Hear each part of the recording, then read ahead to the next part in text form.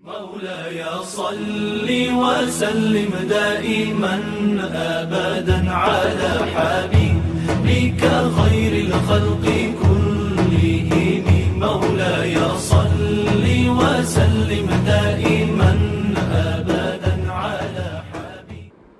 Assalamualaikum warahmatullahi wabarakatuh. Today I'll be going to discuss about topic 9, Halal tourism business model, opportunities and stakeholders. Okay, introduction to Halal tourism business model. Defining the Halal tourism business model. For the definition, a business ecosystem designed to cater to the needs of Muslim travelers by providing products and services compliant with Islamic principles, that is Sharia. If we could see the tripartite model here in the slide, there are three components: spiritual needs, physical needs, and experiential needs. For the spiritual needs, there are two principal elements that you could identify here. First, prayer spaces, and the other one is Qiblat direction. Meanwhile, for the physical needs, they are the elements of halal food and modest fashion that is Sharia compliant, specifically to cover our awrat. And the last one is the experiential needs for the family activities, safety and privacy. If you could see, the center element is the complete halal tourism experience. What is the shift here? The shift here is moving from a niche religious focused segment, that is specifically Haji and Umrah, to a mainstream lifestyle oriented sector, luxury, family, adventure.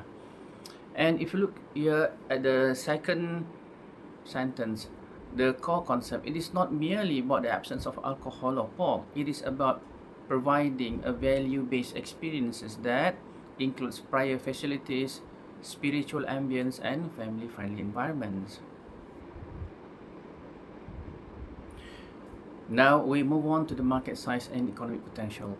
The market size, according to the Mastercard Crescent Rating Global Muslim Travel Index (GMTI), in the year 2024, the global Muslim population scored over 1.8 billion, and for the Muslim travelers projected to reach 160 million arrivals annually by 2024, and spending expected to hit 225 billion excluding Hajj and Umrah.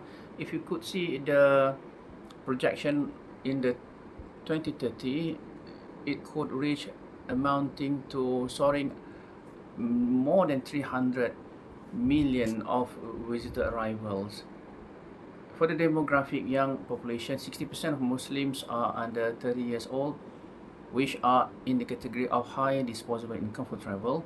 And for a growing middle class, particularly in Asian and the GCC Gulf Cooperation Council countries, there could probably a high influx of visitor estimation to these two regions, GCC and then ASEAN. The rise of Muslim-friendly in non-OIC countries. Non-Organization of Islamic Cooperation (OIC) countries are realizing the potential and competing aggressively. First, Japan. Strategy Omotenashi, that is Japanese hospitality, adapted for Muslim. Example, Narita and Kansai airports have dedicated prayer rooms with wudu facilities. The government funds the creation of Muslim-friendly restaurants and promotes the Halal Japan brand. For the Singapore, the strategy leveraging its multicultural status. Example, the Muslim-friendly Singapore, accreditation by Majlis Ugama Islam Singapura. MUIS, hotels like Marina Bay Sands offer halal certified kitchen and Qiblat direction indicators in rooms. For the Thailand strategy, targeting the high spending Middle Eastern market. Example, halal road maps in Phuket and Bangkok. 5-star hotels hiring Arabic speaking staff and offering private pool villas for family privacy. And we move on to the next slide, Malaysian market opportunities and leadership. In our slide, number 1, GMTI 2024 global ranking screenshot here. Number 1 is Malaysia, consistently ranked number 1 in the GMTI for over 8 years. Top rank for Muslim-friendly accommodation and airport facilities.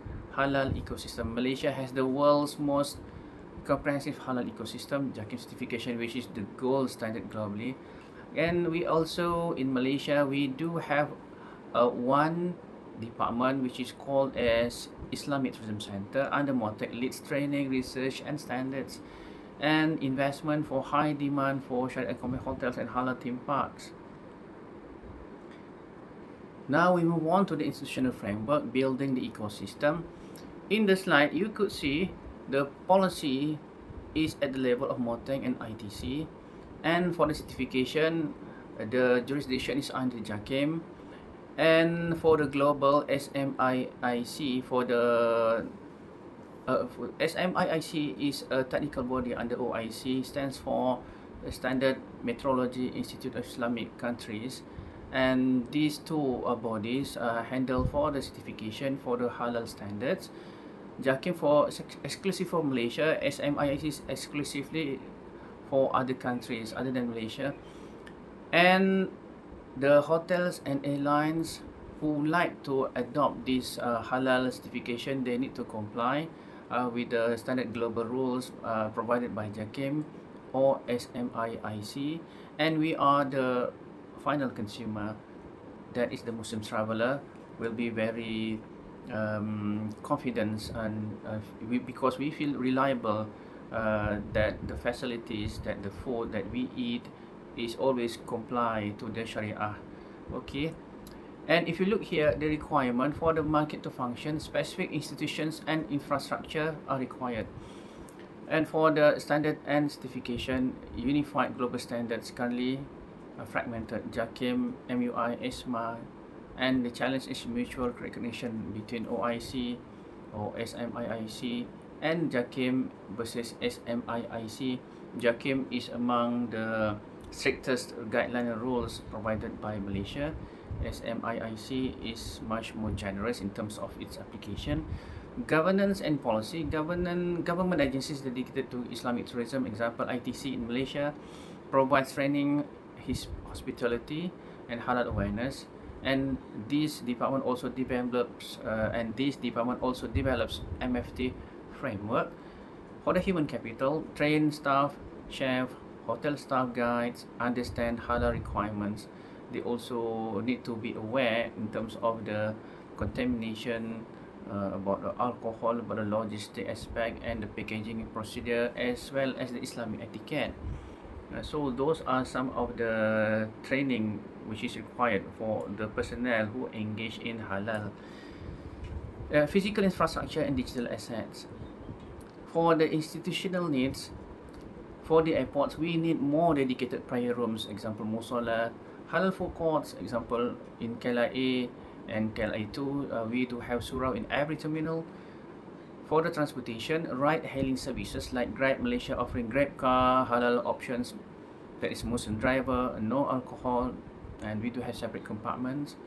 And accommodation, Sharia compliant versus Muslim friendly, alcohol allowed but separate, and then we do have halal food available.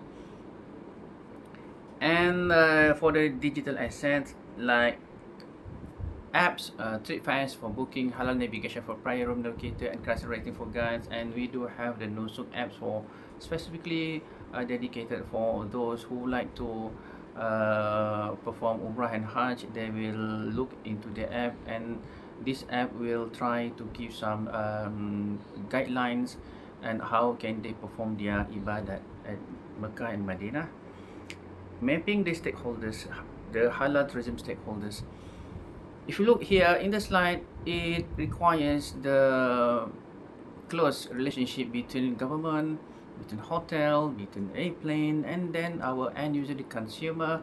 A successful model relies on the quadruple helix structure, government and regulatory bodies, policy makers, certification bodies, tourism boards, are all those under MOTEC or ITC, and JAKIM, State Islamic Religious Council. Those are under the jurisdiction that have the power and to decide on the certification of halal. And for the industry, that is the supply side, hospitality, hotel, resort, airline, Malaysia Airline, meals, alcohol policy, Saudi Emirates, those are under the aviation industry, F&B restaurants, travel agency, Umrah, Muslim friendly operators. Okay, those are known as the supply side, to supply all those meaningful and halal experience to the consumer. Stakeholders, supporting services and academia. For the financial, Islamic banks providing financing for infrastructure, media and marketing. We do have influencers, bloggers, have halal, will travel, shape consumer perception, education, universities like UiTM and other universities in Malaysia conducting research and producing talent. The consumer is the core. We, as the final consumer, who will weigh and evaluate whether all those applications and the practices provided by all these institutions are valid for us, so that we could have a reliable perception on the halal offering services in Malaysia. If you look here, we do have segments. Conservative prioritizes Sharia compliance prior, halal food certainty, and moderate. 6 Muslim friendly options but is open to cultural immersion. And the last one is luxury seeker, high spending GCC family. Case study: the HalalTrip Malaysia, collaboration and MFT model. A strategic partnership between Islamic Tourism Center and Crescent Rating to digitize MFT, Muslim friendly tourism. Stringent MFT audit process for listing and certification. It is very important for all these institutions to digitize their product, so that it is easily for the consumer to access all the information related to the halal services and halal accommodation and halal travel whatsoever. Digital platform marketing. Hotels and restaurants audited for listing on the HalalTrip app and website. It is very important for the JAKIM to identify that this halal accommodation is verified through audit process periodically made by the JAKIM officers. Size key impact: 4.5 million, 15 billion spending. It is something which we need to project. That is why it is very important that we need to understand it, that this halal business is a very serious business. Case study, challenges and the way forward. For the challenges, number 1, standardization. Lack of universally recognized halal tourism standard, SMIIC standard, are voluntary, creates confusion. Some countries can or will not some countries will have the option whether or not they want to adopt SMIIC standards. If not, they will have their own standard. But it is possible that if any of these non-Muslim countries or other Muslim countries in the Middle East, they follow the one and only procedure SMIIC that creates this universal guideline. For Malaysia, we always refer to the JAKIM guideline.